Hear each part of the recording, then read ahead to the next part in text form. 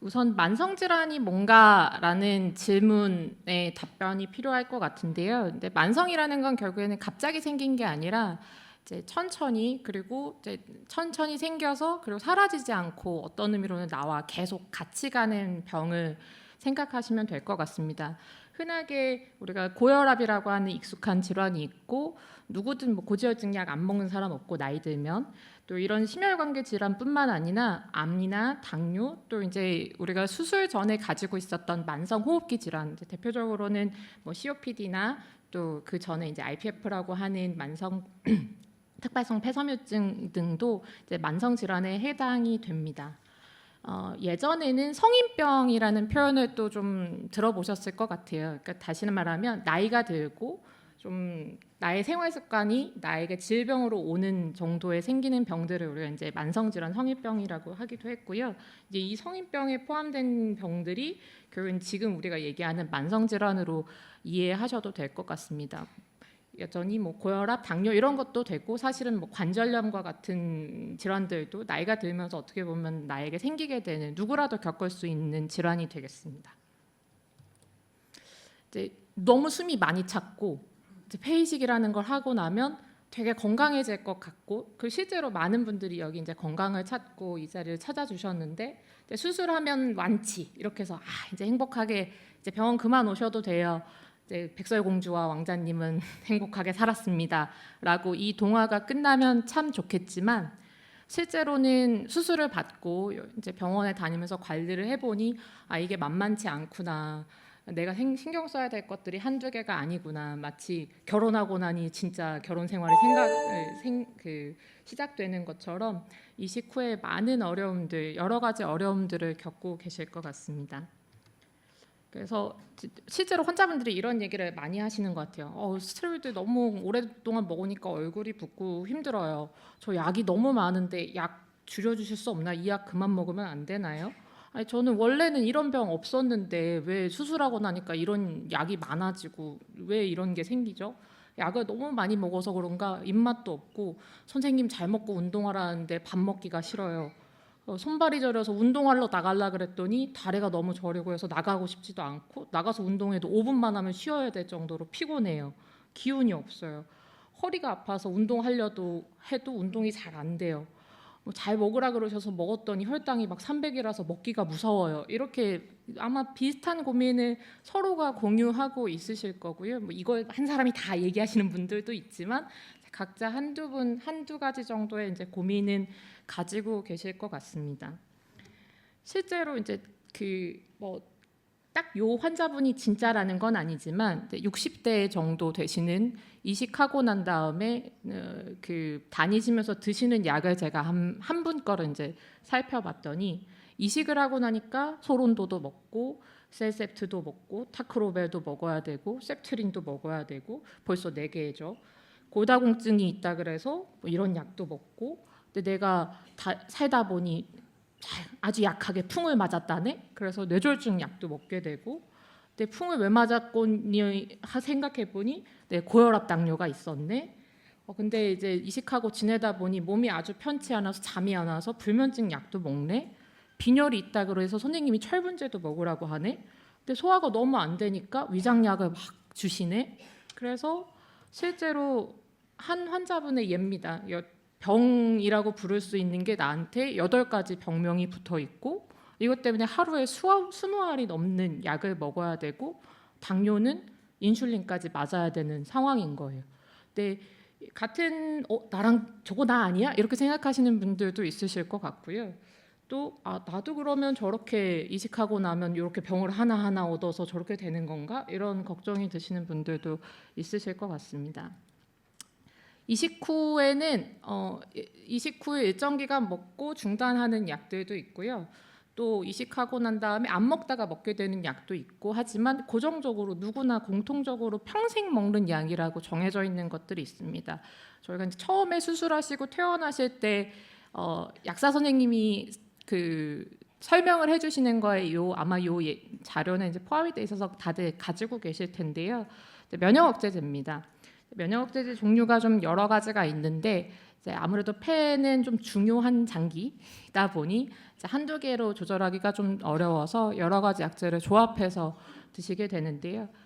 대표적으로 먹고 있는 약이 이제 타크로리무스 혹은 이제 시클로스프린이라고 하는 칼시누린 억제제라고 하는 약이 있고, 또 이제 셀셉트라고 부르는 마이코페놀레이드 모페틸이라고 하는 약이 있고, 이제 코티코스테로이드도 종류가 여러 가지가 있는데 대표적으로 소론도나 프란딘 켈코트 정 같은 거를 아마 이제 어떤 사람은 이 약을 먹고 어떤 사람은 저 약을 먹고, 하지만 이제 공통적으로 이런 약들을 드시고 계실 겁니다. 근데 이런 약들 사실은 어떤 약이든 이제 인터넷에 검색을 해보거나 이제 이런 데를 들어가 보면 약 부작용 읽으면 사실 그 약 먹기가 어렵습니다.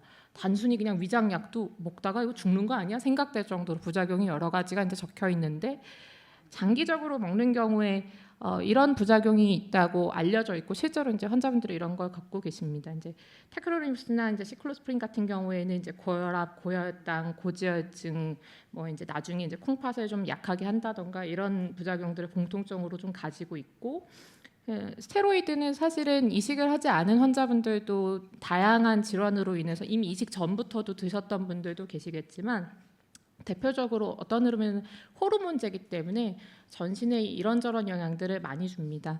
그래서 고혈압을 일으키기도 하고, 스테로이드를 많이 먹으면 속이 쓰리기도 하고, 얼굴이 많이 붓고 눈꺼풀이 막 두꺼워지고, 이제 뼈가 약해져서 스테로이드를 먹었더니 골다공증이 생겼어요. 스테로이드를 먹어서 뼈가 무너졌어요. 뭐 이렇게 이런 얘기를 듣는 분들도 있고, 피부도 얇아지고 나중에 눈도 좀 잘 안 보인다고 하고, 또 이제 대표적으로 스테로이드를 선생님이 2알로 늘려주셨는데 그러고 나니까 식후혈당이 200이 넘어서 깜짝 놀랐어요. 이렇게 얘기하는 것처럼 이제 대표적으로 또 고혈당, 당뇨를 일으키기도 합니다. 그러니까 이식하기 전에 병이 없었는데 이런 약들을 평생 먹다 보면 이런 질병이 나에게 올 수도 있는 거죠. 그럼 이걸 막고 싶기도 하고 잘 관리하고 싶기도 하고 할 것 같아요.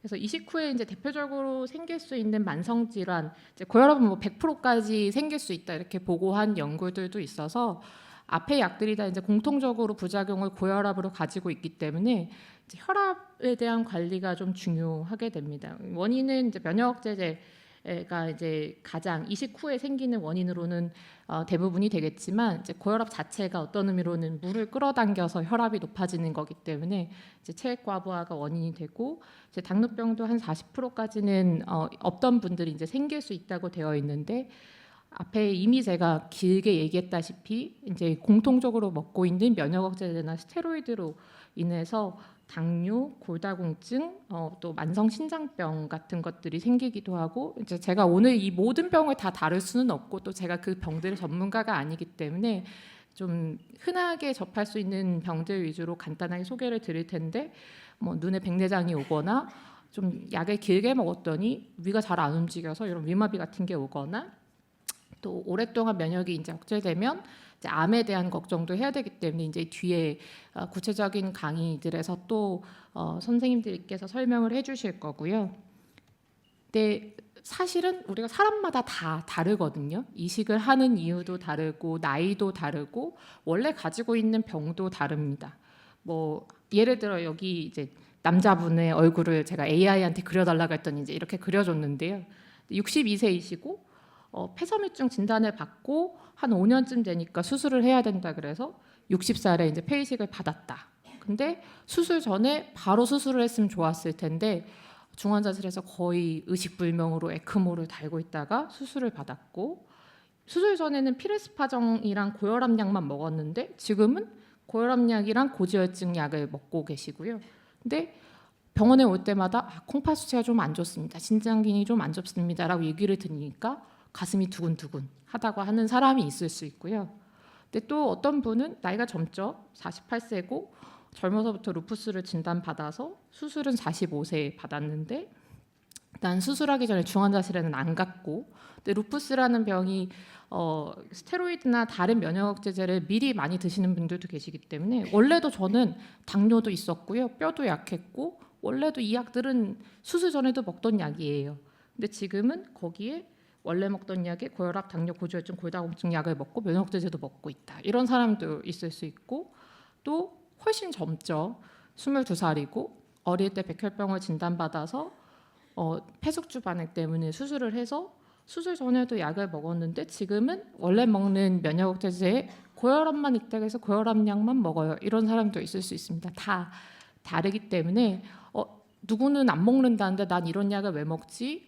누구는 나는 먹는데 왜 쟤는 안 먹지? 뭐 이런 것들로 남과 굳이 물론 병을 잘 조절하는 것이 중요하기 때문에 너무 그런 면에서 스트레스를 받지 않으셨으면 하는 바람에서 제가 이 슬라이드를 넣었고요. 그럼 피할 수 없다. 약 때문에도 생기고 그 약은 계속 먹어야 된다. 그럼 어떻게 관리할 것인가가 제일 중요할 것 같아서 우선 이 네 가지 정도 질병에 대해서 말씀드리려고 합니다.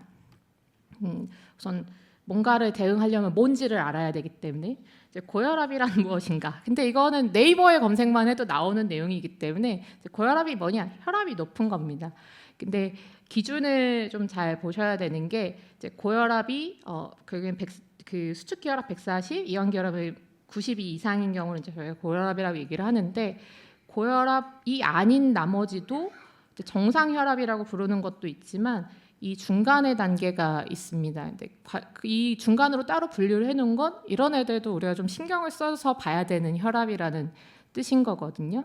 그래서 이렇게 분류를 하게 되고요. 그럼 뭐 혈압 높으면 사람 죽나요? 왜 먹어야 되죠? 나 약 먹기 싫은데 혈압 약 먹으니까 더 피곤한 것 같아요. 그럴 수도 있는데 이제 먹어야 되는 이유는 이제 혈압이 높은 경우에는 우리가 이제 심혈관 질환이라고 하는 뭐 중풍을 맞는다던가 심근경색을 맞는다던가 우리가 이제 조금 더 단순히 혈압이 높은 게 아닌 나에게 후유증을 남길 수 있는 문제가 생기기 때문에 이제 혈압을 잘 조절을 해야 되는 거고요.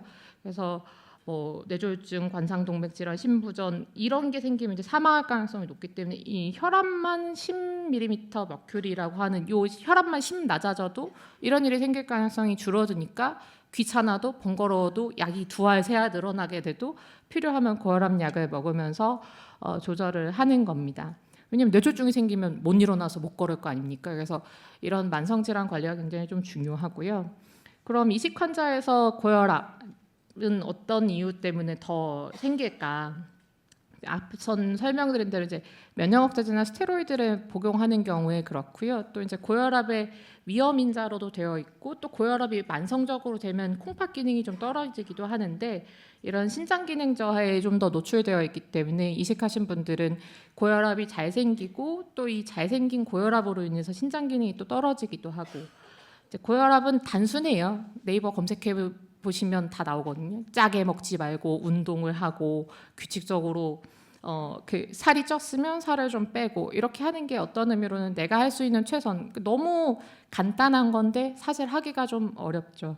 그래서 이식 환자분들에서 그럼 고혈압 관련해서 더 어떤 걸 특별하게 주의할 것인가인데 이제 저희 그 외래 오셔서 대부분 여기서 이제 고혈압 약 처방을 받으시겠지만 간혹 이제 크게 문제가 없어서 고혈압 약 정도는 혈압이 높다 그래서 동네에서 시작을 했어요. 이렇게 하시는데 일부 고혈압 약 중에는 저희가 지금 먹고 있는 면역억제제에 더해서 이제 칼륨 수치를 높이는 약이 있기 때문에 혹시 이제 복용하게 되면 주치의 선생님한테 알려주시는 게 좋고요. 또 그 중에 일부 고혈압 약은 먹으면 저희가 지금 먹으면서 매일 오면서 피를 뽑아서 이제 맞추고 있는 면역억제제 농도에 영향을 주기 때문에 약이 변경될 때는 같이 좀 상의를 하는 게 필요하다. 항상 무슨 약을 먹어야 되는 경우에 저희랑 항상 상의를 하고 계신데 이런 고혈압 약들 중에도 꼭 상의를 해야 되는 약들이 좀 포함이 돼 있다.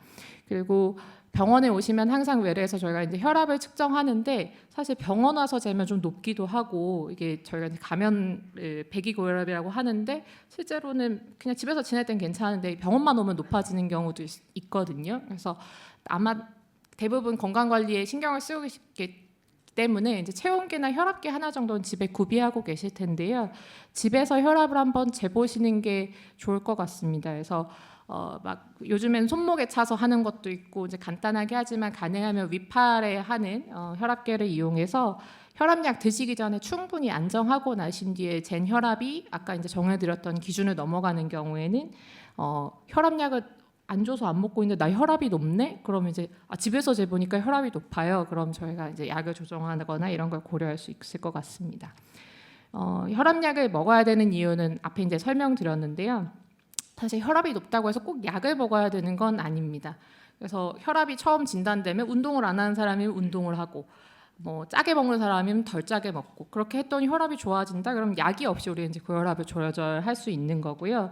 근데 저희처럼 이제 이식을 받고 뭔가 이제 약이 있고 또 동반 질환이 한두 개가 더 있는 사람들은 사실은 생활요법만으로는 조절하기가 좀 어려운 경우, 또 이제 그것만으로 조절하는 것 외에 추가적인 위험 인자를 갖고 있기 때문에 대부분 생활요법의 약물 치료를 병행해서 해야 되는 경우가 많기 때문에 약 먹기 싫어요, 열심히 할게요. 그렇게 하는 것보다 필요하다면 약도 먹고 이제 좋은 생활 습관도 가져가시는 게 좋을 것 같습니다. 근데 간혹 저 혈압약 먹는데 지금 정상인데 계속 먹어야 돼요? 약을 먹기 때문에 조절이 잘 되는 거기 때문에 아주 저혈압으로 저혈압 연관해서 넘어진다던가 어지러워서 쓰러졌다던가 이런 종류의 이제 부작용이 있지 않는 경우에는 유지하고 있는 약들은 필요해서 먹는 거다 이렇게 생각하시면 좋을 것 같습니다. 두 번째는 당뇨인데요.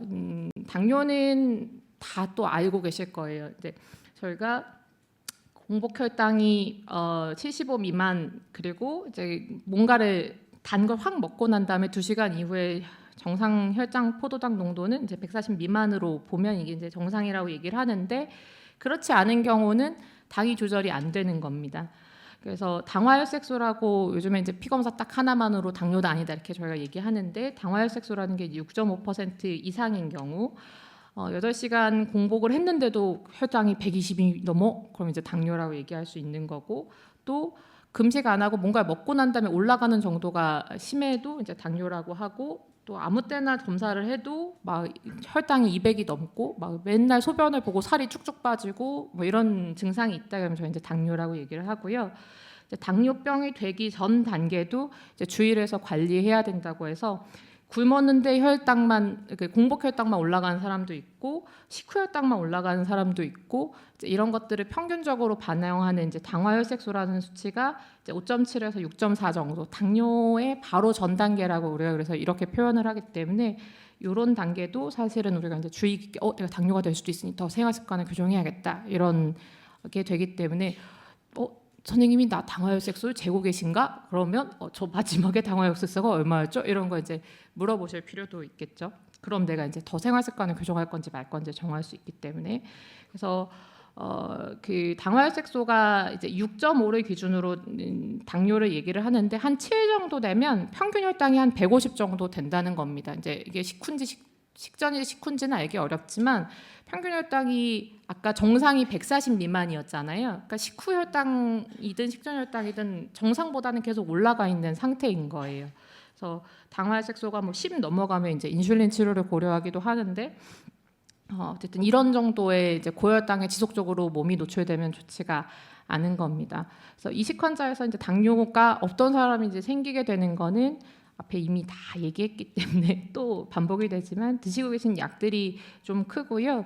또 특별하게는 거대 스포 바이러스 감염에 노출된 경우 아마 이제 그것 때문에 입원 치료를 하신 분도 계시고 뭐 예방약을 먹었던 분도 계시고 지금도 치료를 하고 계신 분들도 계시겠지만 이런 바이러스 감염 같은 게 있는 경우에 이제 당뇨에 좀 더 취약해질 수 있거나 또 급성 거부 반응 같이 이제 갑자기 폐가 좀 안 좋아지는 일들을 겪으시면 또 당뇨 약을 먹게 될 가능성이 좀 더 높다고 생각하시면 될 것 같고요. 꼭 이식하지 않더라도 너무 이제 우리가 비만하거나 또 가족력이 있거나 뭐 고혈압이나 고지혈증 같은 것들이 있거나 또 이제 약을 먹는 게 많다 그러면 이제 이런 사람들도 당뇨에 잘 생기기 때문에 이제 이런 내용을 알고 계시면 좋을 것 같고요. 다 똑같은 얘기입니다. 약 먹는 거 아니면 열심히 좋은 생활 습관을 가지고 이제 살아라 이런 얘기를 해야 돼서 식이 조절을 하라고 돼 있는데요. 지중해 식이라는 게 그 검색해 보면 뭐 좋은 불포화 지방산을 먹고 야채를 위주로 먹고 과일을 먹고 뭐 이런 내용이고 채식 그리고 또 좀 가능하면 저지방식 이런 것들을 하는 것이 이제 도움이 되고 주 150분 이상 중강도 이상의 이제 신체 활동을 하라고 하는데요. 이게 환자분들 정말 운동 많이 하시거든요. 하루에 10,000보 이상씩 걸어요. 뭐 등산도 해요. 지금 열심히 하시는 그 정도 운동 강도면 당뇨에 연관해서 해야 되는 생활 습관 정도는 충분히 하시는 것 같고요. 내가 조금 체중이 많이 나간다. 그러면 거기서 한 5kg, 5% 정도만 체중 감량을 한다고 하더라도 이제 이런 것들을 조절하는 데는 도움이 많이 됩니다. 혈압이랑 똑같은 것 같아요. 그럼 혈당 높으면 뭐 무슨 일이 생기나요? 다 혈관합병증과 연관해서 장기적으로 지내시는데 문제들을 만들기 때문에 뭐 당뇨발이 생겨서 누구는 발을 잘랐더라. 그 사람은 투석을 하는데 당뇨 때문이래. 이런 예들이 생길 수 있기 때문에 같이 잘 조절하는 게 필요하고 또 눈에 대한 점검들도 당뇨 환자분들은 해야 되기 때문에 이런 당뇨 연관 합병증을 줄이기 위해서는 당뇨에 대한 관심을 가지고 약도 잘 먹고 또 이제 먹는 것도 조심하고 할 필요가 있습니다. 세 번째는 골다공증인데요. 골다공증은 뼈에 이제 구멍이 생긴다는 뜻이죠. 골에 다공 구멍이 많이 생긴다. 그래서 쉽게 부러질 수 있는 정도로 뼈가 이제 느슨해진다는 건데요. 아마 이식 전에 골밀도 검사를 미리 검사하셨고 이제 이식하고 났더니 뭐 년에 한 번은 이런 검사를 시켜주는 것 같아. 그래서 이제 골밀도 검사를 하고 뭐 칼슘을 드시는 분도 있고 난 비타민 D 주사를 맞으래 이런 분도 있고 뭐 4주에 한 번 와서 뼈 주사를 맞으래 뭐 이런 분들도 있고 다 다양하게 지금 치료를 하고 계실 건데요.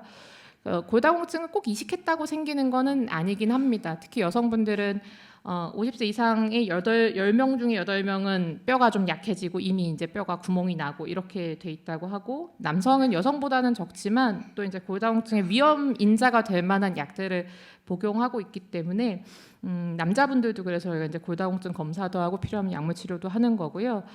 골다공증 골절은 잘 이렇게 낙상이 일어나서 생기는 경우 또 이제 잘 부러지는 자리들이 정해져 있는데 얼음길에 미끄러져 손을 짚으면 여기가 부러지겠죠. 그래서 손목 그리고 엉덩방아를 찌으면 척추가 무너지겠죠. 그리고 특히 이제 대퇴부 골절이라고 해서 할머니 할아버지들 수술할 때 고관절 수술할 때 하는 그 자리들이 이제 많이 부러지는데 이런 자리들은 이제 활동에 할 수 있는 범위를 줄이거나 잘 걷던 사람이 허리가 아파서 못 걷게 되거나 이제 고관절 때문에 철쭉되게 되거나 해서 낙상의 위험을 올리기 때문에 뭐 여기 써 있다시피 이런 문제가 생기면 또 이후에 삶의 질도 떨어지고 위험해질 수 있기 때문에 잘 예방해서 골절을 예방하는 게 좀 중요하고요.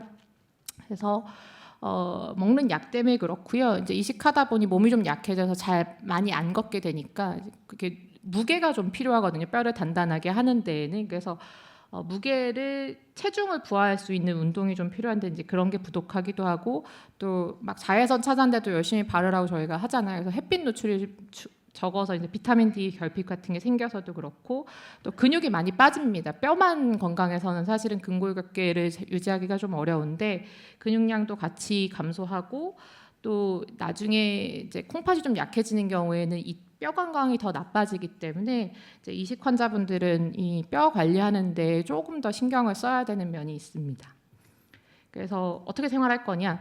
맨날 운동하라고 하는데 저도 안 합니다. 그래서 그냥 하루 한 30분 정도 너무 나의 체력이나 나의 균형 감각을 벗어나는 운동은 좋지 않고요. 또 너무 무거운 걸 들겠다는 운동은 오히려 뼈가 약한 경우에 골절을 일으킬 수 있기 때문에 피하시는 게 좋고 여기 계신 분들은 그 누구도 술 담배를 안 하실 거라는 생각을 갖고 있기 때문에 굳이 그 얘기는 하지 않겠지만 금연 금주가 중요하고 또 커피를 많이 마시면 뼈가 좀 약해진다고 하더라고요. 그래서 뭐 줄이는 게 좋지만 뭐 하루 한 잔 정도가 뼈를 약하게 하는 건 아니고 짜게 먹으면 칼슘이 다 빠져나간다 하니 몸 음식은 좀 싱겁게 그리고 넘어지면 부러질 수 있으니 이제 그런 걸 조심하고 결국에는 모든 병이 다 똑같아요. 덜 짜게 먹고 건강한 생활 습관하고 운동하고 그러면 약물 치료가 필요하면 같이 하면서 잘 관리될 수 있다라는 결론인 것 같고요. 마지막입니다. 이제 만성 콩팥병 다들 요 걱정을 가지고 계실 것 같아요. 좀 이렇게 오랫동안 잘 지내시는 중에도 콩팥 수치가 조금 뭐 이렇게 얘기를 하는데 결국엔 콩팥 수치가 잠깐 올라가는 건 저희가 이제 급성 신손상이라고 얘기를 하는데 한 3개월이 지나도 그게 이제 기능적으로 회복이 좀 안 되는 경우에 만성 콩팥병이라고 얘기를 하는데 실제로 1, 2단계 정도는 사실 콩팥 수치가 올라가지는 않고요. 한 3단계 정도부터는 슬슬 콩팥 수치가 오른다. 이제 피 검사 이렇게 앱으로 보시잖아요. 이제 좀 올랐네. 뭐 이런 게 이제 느껴지시는 정도가 돼서 이 정도 되면 사실 이제 전문 신장의의 진료를 보시는 것을 추천을 드리게 되고요. 이식 환자에서 잘 생기는 이유 또 같은 얘기를 하고 약 때문이라고 얘기하게 되는데요. 원래 갖고 있는 질환들, 고혈압이나 당뇨 같은 질환이 만성적으로 됐을 때 신장 질환이 생기는 경우가 있기 때문에 원래 갖고 있는 내가 원래도 고랬는데 수술 전에도 그럼 내가 조금 더 위험할 수 있겠구나. 또 수술 전에 이제 에크모나 중환자실 치료를 받으신 분들 같은 경우에는 이제 신장에 좀 급성신 손상이라고 얘기하는 콩팥수치가 그때 많이 올라갔는데 좋아졌어요 하는 그런 상황에서 만성화됐을 때 좀 나빠질 가능성이 있기 때문에 이런 것들이 내가 있었다 그럼 내가 콩팥 관련해서 좀 신경을 써야겠구나 하실 거고요. 특별하게 더 내가 좀 콩팥 수치가 안 좋다 그러면 조심해야 될 거는 뭔가 진통제, 머리가 아파서 먹었다, 감기약을 먹었다, 콩팥에 좀 안 좋을 수 있다고 일컬어지는 약제들을 복용하게 되는 경우, 혹은 어떤 약을 먹을 때 이게 콩팥에 괜찮은 약인가 이런 것들을 좀 신경 쓰실 필요가 있고요. 이 얘기는 아마 이제 퇴원하실 때 항상 저희가 좀 집중해서 교육하는 것 중에 항생제나 또 무좀약으로 일컬어지는 곰팡이약 같은 거를 먹다 보면 면역억제제 농도에 영향을 줄 수 있기 때문에 갑작스럽게 콩팥이 나빠지는 경우가 있어서 이런 경우에는 꼭 주치의 선생님이랑 상의를 해주시면 좋을 것 같습니다. 콩팥이 제일 어려워요. 콩팥이 나쁘면 빈혈도 생기고, 콩팥이 나쁘면 혈관도 나빠지고, 콩팥이 나쁘면 뼈도 나빠지고, 콩팥이 나쁘기 때문에 고혈압이 생기기도 하고, 그리고 종국의 콩팥 기능이 떨어지면 얘를 대신해서 기계에 의존을 해야 되는 경우가 생깁니다. 그걸 이제 투석이라고 하는데 뭐 이제 피하기가 좀 어려운 면이 있고, 당뇨가 있는데 콩팥이 나쁘면 제일 먹을 게 없습니다. 왜냐하면 콩팥 환자에서 피하라는 걸 피해서 이쪽으로 갔더니, 당뇨 환자에서 피하라는 걸 피해서 갔더니 거기는 콩팥 환자가 피해야 될 것들밖에 없고, 그래서 정말 이제 내가 좀 콩팥이 나쁜데 입원해서 밥이 나오는 걸 보면 이거 사람 먹으라고 주나? 뭐 이런 생각이 들 정도로 식이 관리가 좀 어려운데요. 콩팥 기능이 떨어지는, 신장 기능이 떨어지는 경우에 이제 칼륨이라고 하는 전해질 수치가 좀 올라갈 수 있는데, 이게 많이 올라가면 좀 위험해서 저희가 이제 외래에서 칼륨 수치 낮추는 약을 처방해드리기도 하는데, 칼륨이 좀 많이 들어있다고 얘기되는 것들은 어쨌든 채소나 뭐 이런 잡곡에 많이 당뇨가 있으면 잡곡을 먹으라고 하잖아요. 근데 콩팥이 나쁜데 당뇨가 있으면 잡곡을 먹으면 뭔가 좀 안 되는 겁니다. 그리고 나중에 콩팥경이 좀 많이 떨어지면 인 수치가 올라가게 되는데요. 인이 좀 올라가면 뼈나 또 혈관이 좀 좋지가 않기 때문에 이런 걸 좀 제한해야 되는 경우가 있어서 뼈가 약해서 칼슘을 먹으라 그래서 우유도 먹고 막 했는데 인이 올라간다고 하네? 그래서 또 먹을 게 없어지기도 하고, 그래서 신장 기능이 같이 떨어지는 경우가 아마 환자분들이 관리하기가 좀 제일 어려우실 것 같습니다. 다 듣고 보니까 이걸 끊어야겠어 이런 생각이 드실 것 같아요. 근데 이제 이걸 끊으면 안 되는 이유가 이제 나중에 오후 두 번째 세션 강의에서 나오게 될 텐데요. 근데 끊을 수가 없기 때문에 더 관리를 잘 해야 된다 이렇게 될 것 같고요. 만병통치약 딱 하나에만 먹고 관리하면 좋겠다 이런 생각을 저도 하게 되는데, 사실 이제 만병통치약이나 지름결 같은 건 없기 때문에 운동 열심히 하시고 맛있는 거 건강하게 드시고 중간중간 병원 오셔서 예방접종 관리 잘 받으시고, 또 오셔서 불편한 게 있는지 힘든 게 있는지 정기적으로 관리하시면서 저희 얘기를 잘 들어주시면 그래도 이식 후에 지내시는 삶이 좀 더 건강하고 행복하시지 않을까 생각합니다. 제가 발표한 내용은 여기까지입니다.